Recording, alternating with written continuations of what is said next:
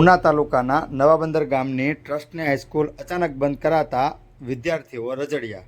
ટ્રસ્ટની શાળા પાસે ઓરડાઓની સગવડતા હોવાથી પ્રાથમિક શાળાના ઓરડામાં અભ્યાસ કરતા હતા। ધોરણ 9 અને 10માં અભ્યાસ કરતા વિદ્યાર્થીનીઓ 70 અને વિદ્યાર્થીઓ 53 એમ કુલ મળી 123નું ભાવિ અધ્ધર ચાલ્યું।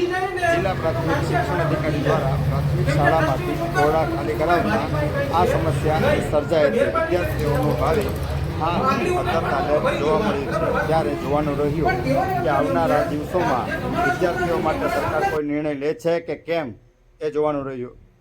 ST news Vinod Bambhaniya, Una. આગલી ઓનલાઈન પણ ભરી દો બરાબર વાત પણ કહેવાનો મતલબ એવું છે